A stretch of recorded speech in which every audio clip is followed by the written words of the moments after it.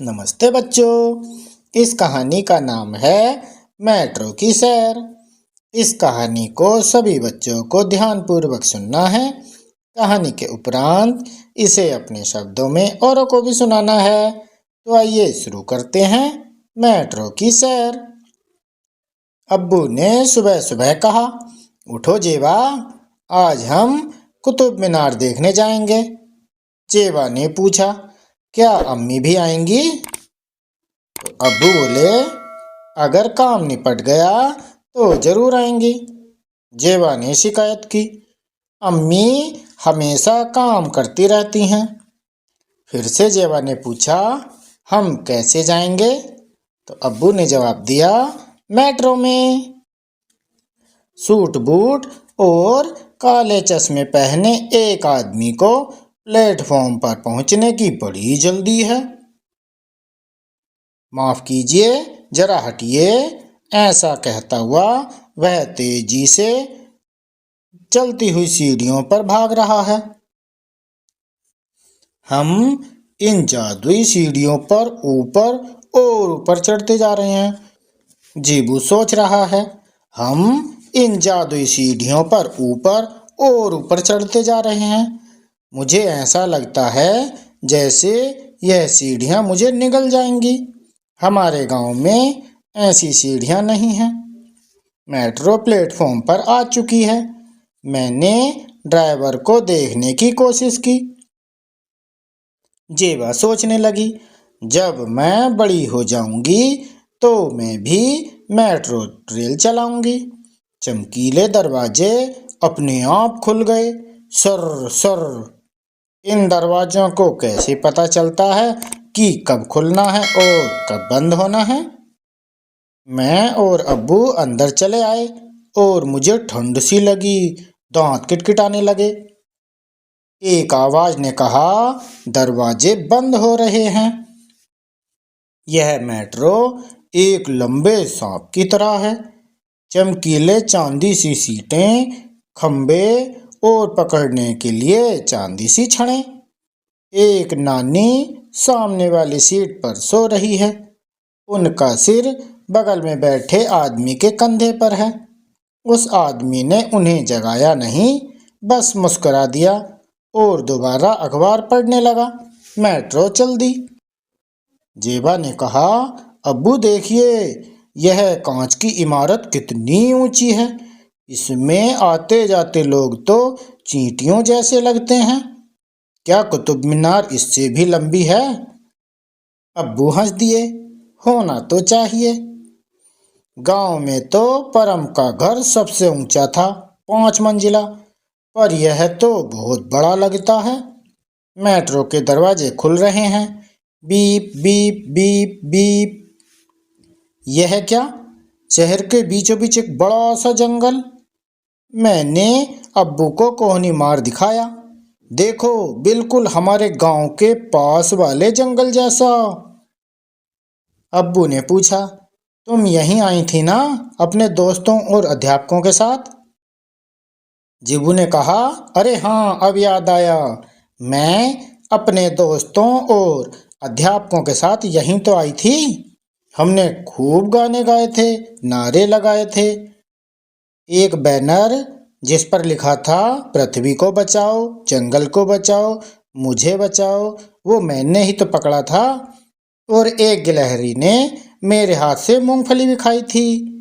दरवाजे खुल रहे हैं, बीप बीप, सर सर। एक लड़कियों का झुंड मेट्रो में चढ़ा है।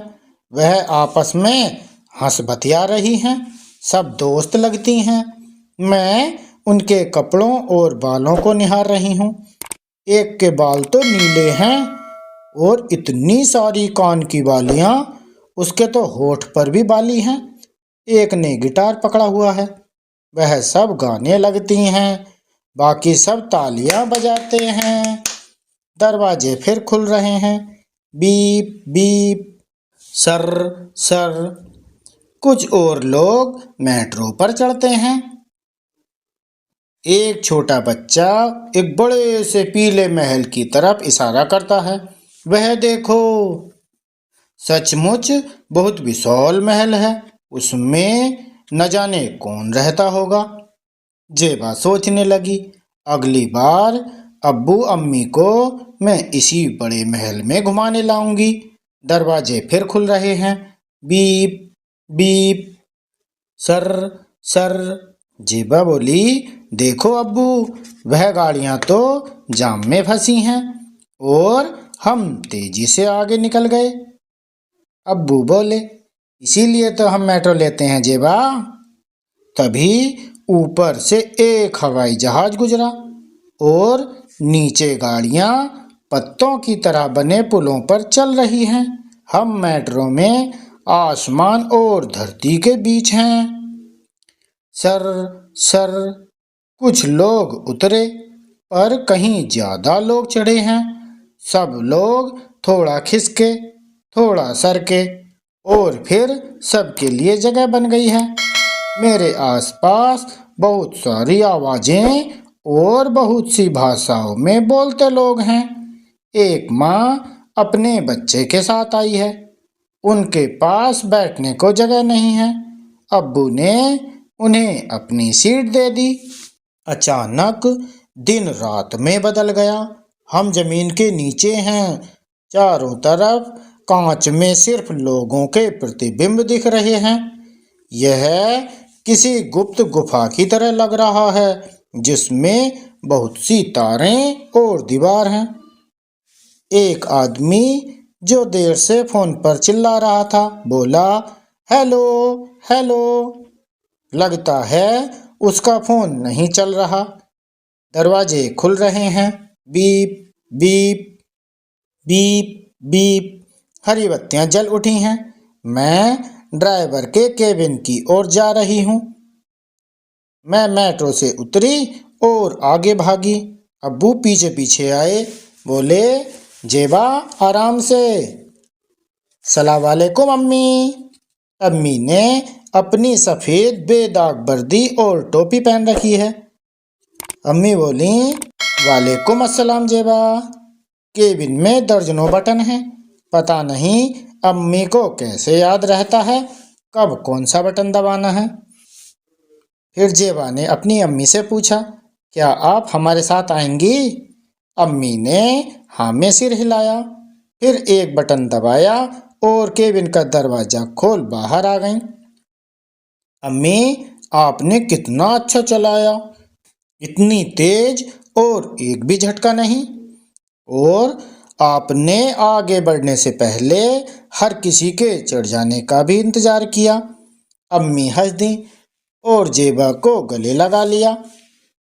जेबा कहने लगी, मैं बड़े होकर बिल्कुल आप जैसी बनूंगी, बस तब तक वर्दी भी चांदी जैसी चमकीली हो जाए, बिल्कुल इस मेट्रो की तरह।